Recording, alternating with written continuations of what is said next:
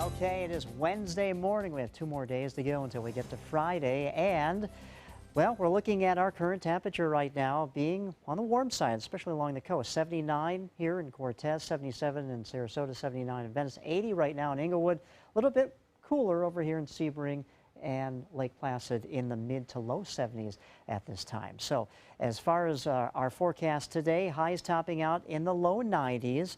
And then once again, we have this west coast sea breeze. We had this on Monday, we had this yesterday, and now once again today. Even looks like we could have that tomorrow.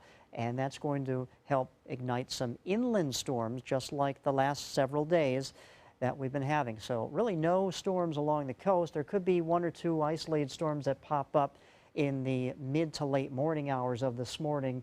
You can see some shower activity edging towards the Tampa Bay area. But in general, with this west coast sea breeze, the winds are moving from the west towards the east. And with the heating of the day and the sea breeze convergence, that west coast sea breeze actually pushes further inland, helps blossom these storms and then push them eastward. You can see some of the remnants of the storms yesterday now pushing out into the Atlantic Ocean.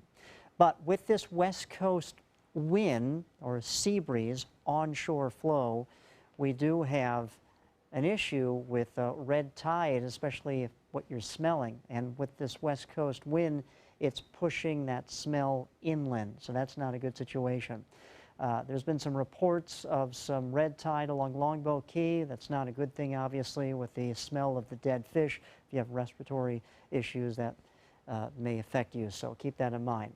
Tan color on this graphic shows where the dry air is, and there's plenty of it. So even if we get storms along the coast in the mid to late morning hours of this morning, they won't last very long because they tap into that dry air and then fall apart.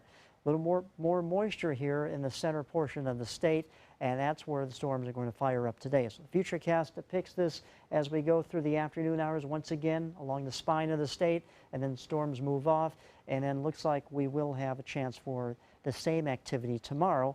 Dominant feature on the surface map is this area of high pressure. Again, winds around it to the west and northwest. But then as this high pressure continues to move further eastward, we'll have more of a northeasterly to easterly wind. And with that easterly wind component, that's going to help ramp up the rain chances in the latter part of the upcoming weekend into early next week.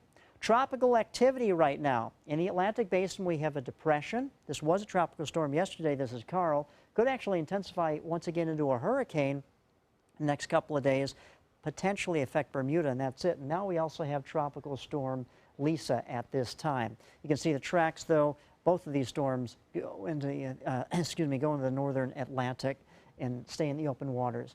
Some activity out here in southern Wisconsin. If you're flying up to, say, Chicago or Milwaukee, there could be delays there.